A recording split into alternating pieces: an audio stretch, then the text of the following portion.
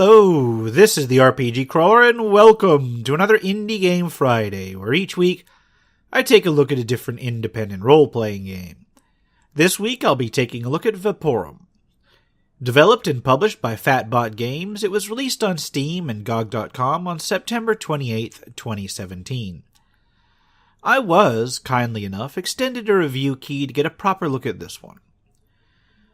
Vaporum is a step-based, first-person role-playing game in the old-school Dungeons Master / Legend of Grimrock style, but with only one character rather than a full party. Further, rather than the classic medieval fantasy setting, it's focused on a strange steampunk world, specifically a mysterious tower in the middle of the ocean, which contains a variety of biological and mechanical entities. With the upgrade system, setting, and story, there are definitely traces of certain other games within its inspirations. The story starts with you as an amnesiac outside of a tower in the middle of the ocean. With no real memory of where you're from and no place to go, you swim into the tower, where you uncover a set of mysterious exoskeletons. Each one improves your abilities in a slightly different way, essentially providing a class selection, and you must then explore the tower to find some clue as to who you are and where you can go. Exploration is similar to other games in this genre. You move from step to step in a grid arrangement, exploring each level, uncovering items and lore, solving puzzles, and engaging in combat. Levels can be relatively complex, but fortunately there is an automap available, unless you went old school and turned it off. Unfortunately, you do get only one character, and while any character can obtain the various gadgets and systems in the game, the different class specialties tend to make some of them way more useful than others. Interaction with the environment is similar to other games in the genre. You can look about by holding the middle mouse button down, but otherwise you are simply mousing over things to find out what you can interact with and then clicking on it. Some items may require you to drag something out of your inventory and drop it onto it into the environment.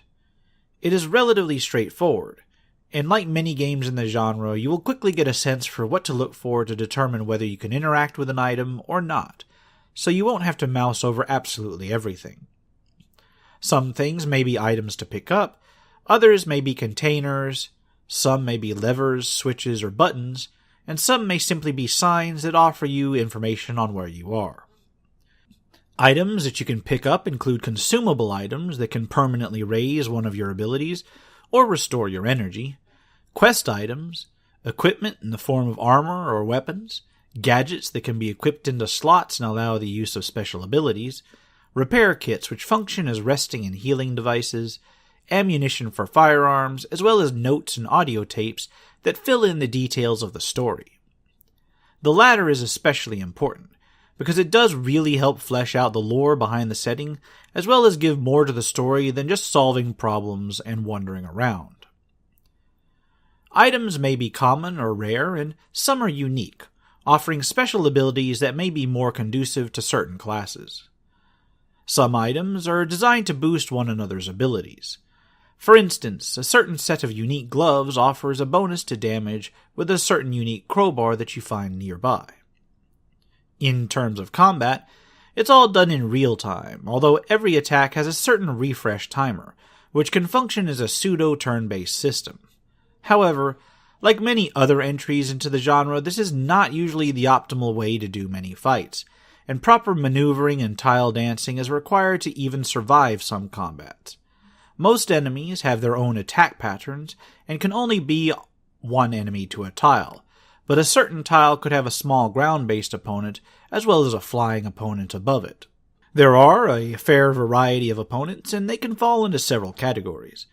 Mechanical opponents are susceptible to electrical attacks, while biological ones may be susceptible to poison attacks. Some enemies have certain elemental attacks that grant them immunity to being affected by that same element.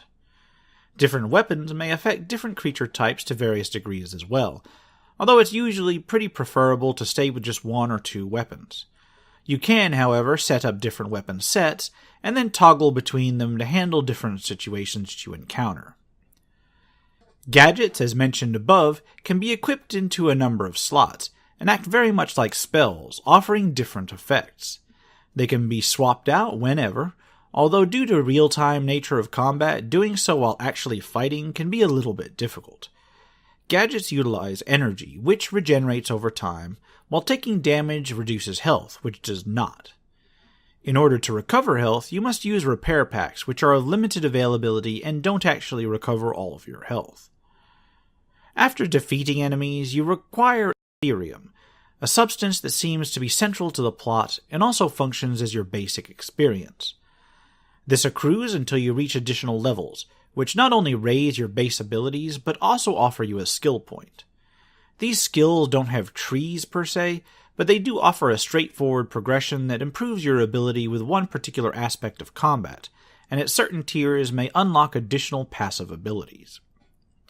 In terms of graphics and sound design, it is at least on par with other modern entries into the genre. Enemy animations are fluid when they need to be, and mechanistic when that is more appropriate, and the environments are very much reflective of this sort of industrial era setting, with its electric lighting, steam-filled pipes all around, occasionally broken with Victorian-era decoration. The user interface is passable, taking this aesthetic onward, and the game does a good job with it, although I will admit there may be a few clunky elements I could have done without. The voice acting in the audio logs is pretty decent, if not spectacular. So we have a pretty solid single-character entry into the old-school genre that has seen a number of pretty solid entries over the past few years. How does it stack up against them? Well, graphically there's nothing to complain about, and the challenge of the combats is pretty notable. I found that even on moderate difficulty, I had to really pay attention to what I was doing. The puzzles are a little bit more hit and miss, with a few of them seeming a bit more tedious than clever. The setting is a breath of fresh air, however, at least for this genre, although admittedly it may bear more than a passing resemblance to a certain other series of action first-person shooters with RPG elements.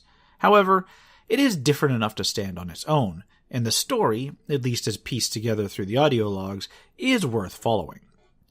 If you are a fan of the genre, you won't go wrong with this one. Although it does lack the full party dynamics of many similar games, the different setting goes pretty far in terms of making it stand out. At the end of the day, it is more of the same that you'd expect of these dungeon crawlers, but very well done more of the same.